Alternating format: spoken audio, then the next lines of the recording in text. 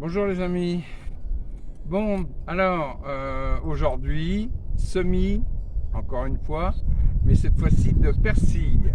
Persil plat, parce que personnellement, ainsi que mon épouse, on considère que c'est le meilleur, celui qui a le plus de goût. Il est meilleur que le persil frisé.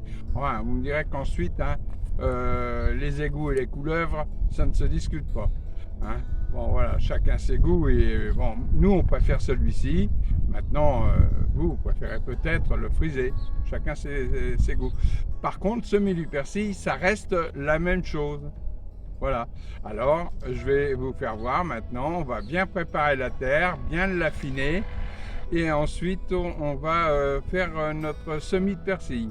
Alors, un persil, il ne faut pas s'attendre à le voir lever en 8 jours. Hein. Ça, c'est dans vos rêves, mais ce n'est pas dans la réalité. Un persil, c'est toujours assez long.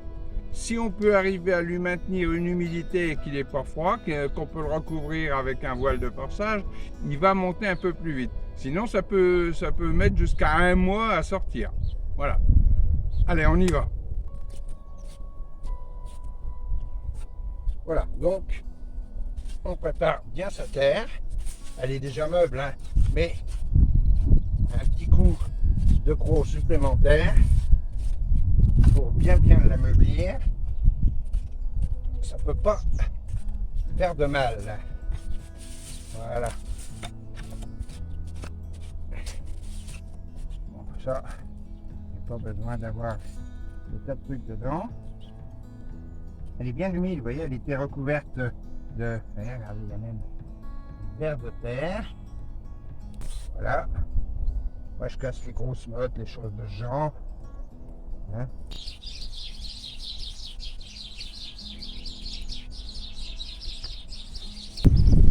Bien.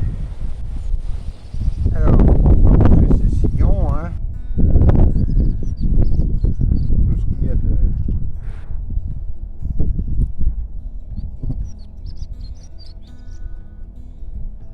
Je retire toujours si je tombe sur un caillou. Moi, il y a de petites cochonneries qui reçoivent les graines. Et mieux, les graines se portent. Voilà, on va pas faire...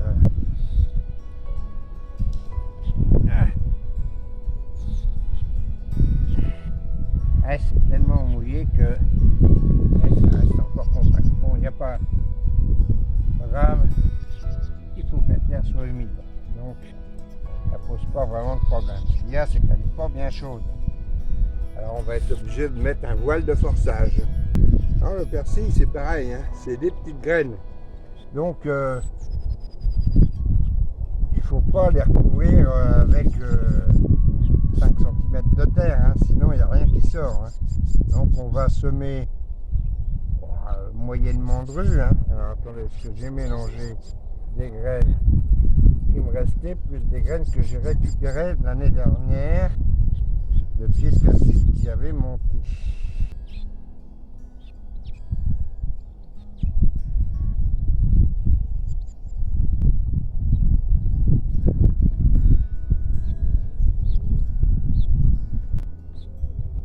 Maintenant, on va recouvrir de terreau. Bon, alors voilà, comme je vous ai fait voir dans la vidéo précédente, on en met un petit peu, on va pas mettre 1 centimètre, hein, parce que vous avez déjà vu des graines de persil, c'est tout petit. Et donc, si on recouvre ça abondamment, on l'avait le jour. Hein.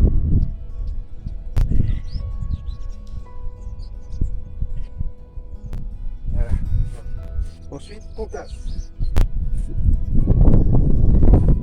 Alors, hein, comme je vous ai dit, on tasse normalement. Hein, on n'a pas besoin que ça devienne très dur. C'est pas une terre battue qu'on veut faire. Hein. C'est simplement pour que les graines de persil entrent bien en contact avec la terre ou le terreau en l'occurrence. Hein. Et une fois qu'on a tassé, bien que la terre soit humide, on va arroser. Mais pour ça, vous allez rechercher mon arrosoir en haut parce que je l'ai oublié. Voilà, et miracle de la vidéo, 5 minutes passent en quelques secondes.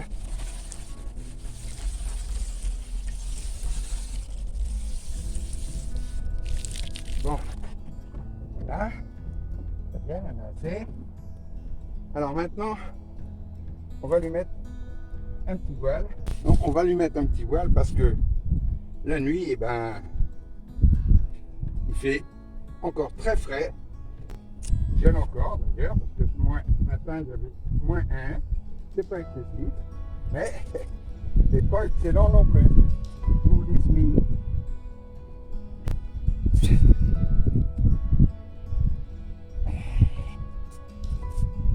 Et voilà. Bon, alors, normalement, ça ne devrait pas bouger. Alors maintenant, pour maintenir l'humidité,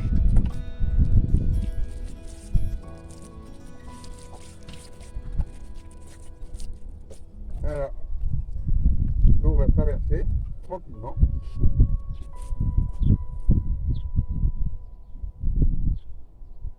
Donc l'eau va traverser tranquillement et ça va garder l'humidité sur mes semis de persil. Voilà les amis, pour le semis de persil d'aujourd'hui, c'est bon, on va passer à autre chose. Bon, alors maintenant, on va poursuivre en plantant des rosabelles. Alors d'abord, évidemment, je dois dire ce que j'avais dit dessus, que ma terre reste couverte. Là, voilà. Après, quand ça va se dégeler, on va couvrir à nouveau. Alors, avec un peu de paille, bien sûr, mais également avec des tontes. Hein. Et là, de toute façon, les pommes de terre, cette année, j'ai les enterre. Étant donné les chaleurs délirantes qu'on a, je pense que c'est peut-être pas plus mal de les enterre. Bon, je vais donner quand même un petit coup de pro, mais de égaliser la terre un peu mieux. Et puis de l'aérer aussi, hein. Faut pas oublier, hein. Nos anciens utilisaient beaucoup le cros pour aérer leur terre. Hein. Bon, je dis pas, on va quand même très certainement déranger quelques vers de terre. Alors, malgré tout, c'est à peu près impossible de faire autrement. Ouais, c'est plein de vers de terre. Franchement, c'est une belle terre bien vivante. Et même en surface, j'ai énormément de vers. C'est tout bon signe quant à la qualité de ma terre. Alors voilà. Donc, mes rosabelles, je les plante à environ 10 cm de profondeur. Et c'est pas une grosse pomme de terre. Hein. De toute façon, on ne peut pas prendre des gros plants. Si vous prenez des gros plants, vous avez plein de petites. Et si vous prenez des petits plants, vous en avez moins, mais c'est des belles, c'est des grosses. D'accord? Donc, à savoir ce que vous voulez. Voilà. Et on les plante environ. Bon, je les desserre pas trop, c'est pas vraiment hyper utile. Avec 30 cm pour la pomme de terre comme ça, c'est assez. Alors évidemment, les germes vers le haut. Hein. Je n'ai pas pensé à le préciser d'emblée, mais bon, tous ceux qui plantent des pommes de terre le savent. Pour ceux qui commencent en jardinage, évidemment, le germe vers le haut. Moi, j'aime bien, j'aime bien travailler avec une terre bien émiettée. Ça sert peut-être à rien, hein, j'en sais rien, à vrai dire. Mais bon, voilà, je préfère. Faites attention de ne pas casser les germes. Bon, ça perdrait seulement du temps, vous me direz. Ça repartirait, mais enfin bon, si on peut, c'est quand même 1000 fois mieux, quoi. Voilà, bon. Alors, j'ai planté toutes mes rosabelles, donc environ 60 à 70 pieds, j'ai pas compté exactement. Ensuite, comme il gèle encore, j'ai recouvert la terre d'un petit peu de paille, pas énormément, mais un petit peu pour protéger vraiment des petites gelées, hein, voilà. Donc j'ai fait ça sur 2 parcelles, parce que faut quand même arriver à les placer, les 70 pieds. Donc voilà, j'ai remis un peu de paille, beaucoup moins épais que ce qu'il y avait. Bon, il me reste plus qu'une variété à planter, mais là il n'y en a pas beaucoup, il doit y avoir une vingtaine de pieds. C'est une nouvelle variété et à chaque fois je vous le dis, mais j'arrive pas à me rappeler du nom de cette variété. Donc no problème quoi. On vous le dira quand on va les planter. Voilà, je le fais par étage parce que comme ça, si j'ai pas de, s'il n'y a pas de problème, bon c'est bon, mais de toute façon la récolte s'étalera. Et s'il y avait un problème de très forte gelée, elles n'auront pas toutes gelées. Bon, puis là je pense que maintenant, ma foi, voilà, là je pense que maintenant c'est bon et on peut arriver à planter à peu près toutes ces pommes de terre sans trop risquer. On dit à la floraison des lilas, mais là je sens qu'ils vont pas tarder à fleurir. Et par contre, évidemment, tout ce qui a fleuri en fruitier, il y a eu vraiment beaucoup de fleurs qui ont gelé.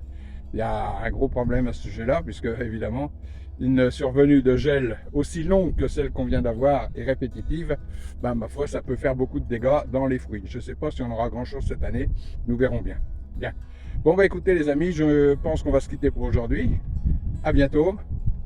Et abonnez-vous si la chaîne vous intéresse. Pour ça soutient la chaîne d'avoir un certain nombre d'abonnés. YouTube hésite beaucoup moins à nous mettre un petit peu en avant. Voilà, ciao ciao les amis, à bientôt.